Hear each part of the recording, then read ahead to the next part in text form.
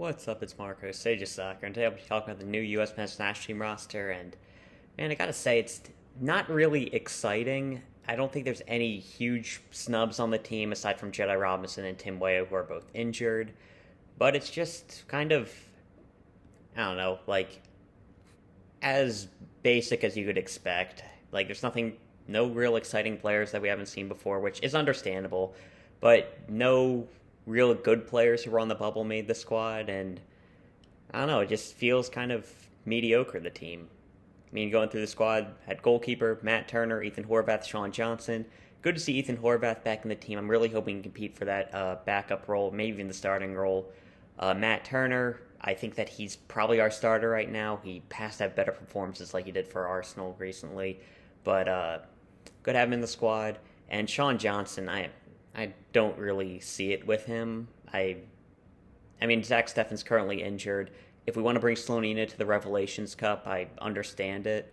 But I'm just hoping he won't be in the World Cup squad. He's just an uninspiring choice. I'd rather bring Slonina, get him some experience, because if Zach Steffen's not going to be here, we really don't have to worry about goalkeeper injuries. We're not going to be playing. Matt Turner's not going to be getting frostbite in Qatar, I'll tell you that.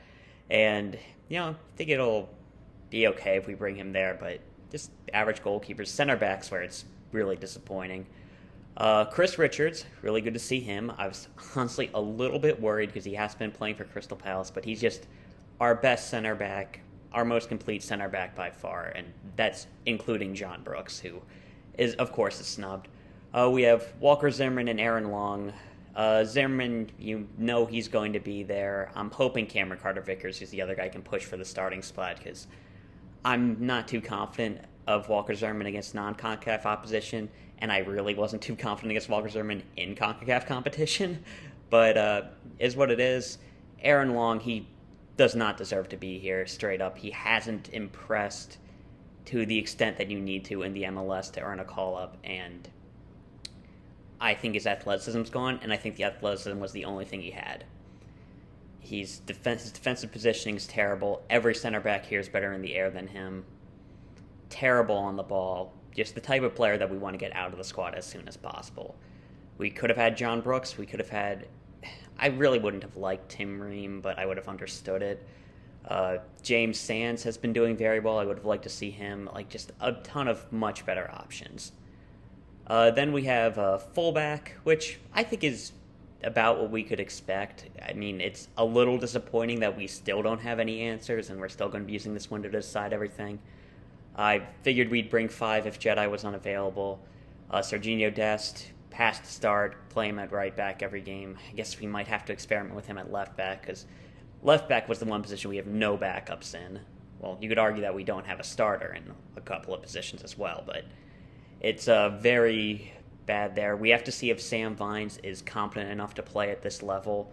I haven't seen that before, but he has improved a lot recently. And if he can do well at that left back role, then it saves a lot of trouble.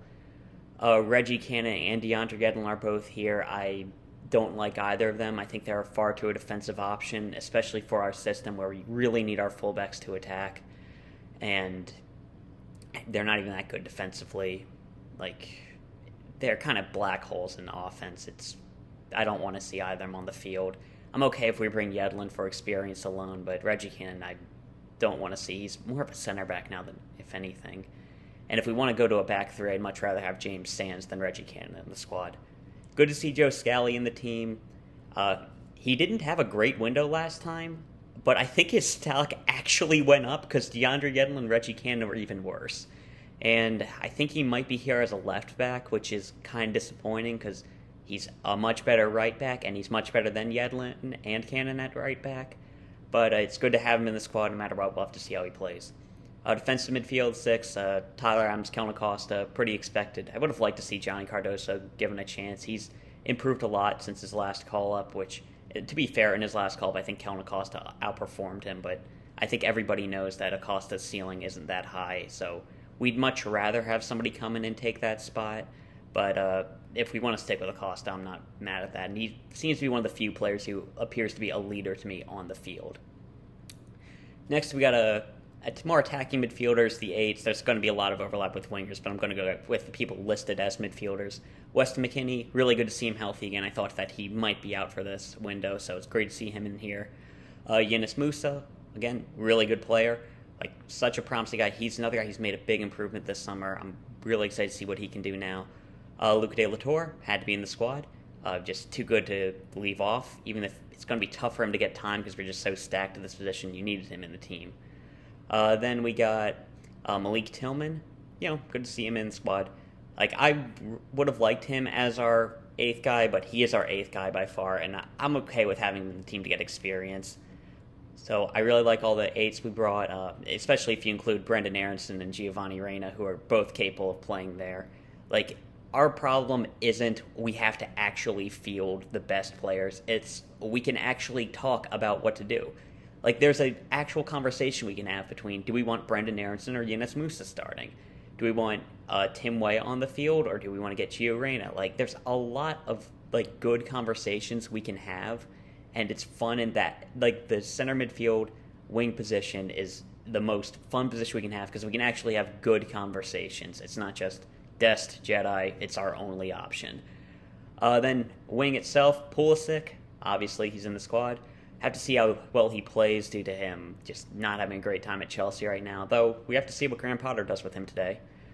Then we got Brenden Aaronson, mentioned him, really good to see. Gio Reyna, good to see him healthy, like, man, really needed him back in the squad. And then Paul Arriola and Jordan Morris, for whatever reason. Morris, I guess he scored a header against a really bad team, even though he's been terrible every time he's appeared. Like, he's too bad to include in this team. Like I've said it before with him, it's disappointing that he missed the 2018 World Cup because guys like Arriola sucked in the World Cup qualifying. But, it is what it is. Like, he sucks now. Like, injuries took its toll. He didn't go out and try to improve himself, and the one time he did at Swansea, he got a really bad injury. Like, you kind of feel bad for Jordan Morris, but, dude, he's not good enough, and we got to understand that. And Paul Arriola, like, listen, you can be a good MLS player, but it doesn't translate. It's the equivalent of having Yazi Zardes back in this team. I don't like him as a player. I think he's never been the best winger we've had.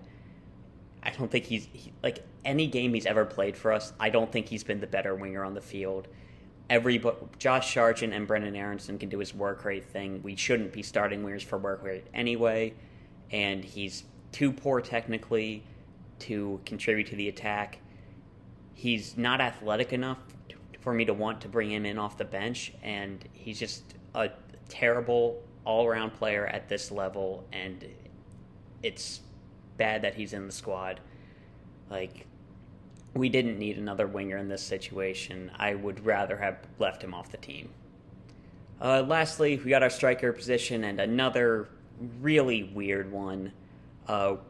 Josh Sargent and Hayes Ferreira are two similar players. I honestly expected it to be either or with them, and Ferreira, in my opinion, he's more of a 10, and like with our strikers, these guys are very young players who are only going to get better.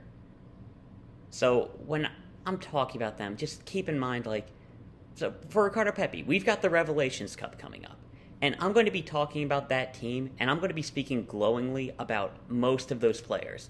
I'm going to say, dude, Paxton Aaronson, he's got so much potential. Dude, Caden Clark, he's only going to get better. We're going to see some really talented players out there. And Ricardo Pepi would be the best outfield player on that team.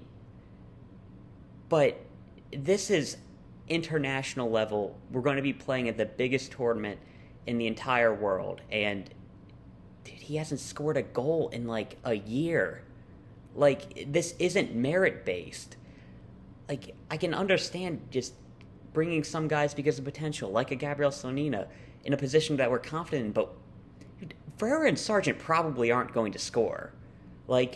We need good strikers, and Jordan Pefok's been doing very well in the Bundesliga. Haji Wright's looked good in Turkey.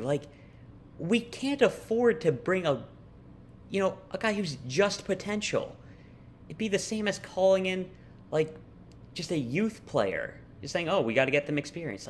I understand that. Slonina's a can't-miss prospect. I want him on the bench because I think he can genuinely be our number one soon, and I want to get him as much experience as possible, and we lose nothing by having him over Sean Johnson.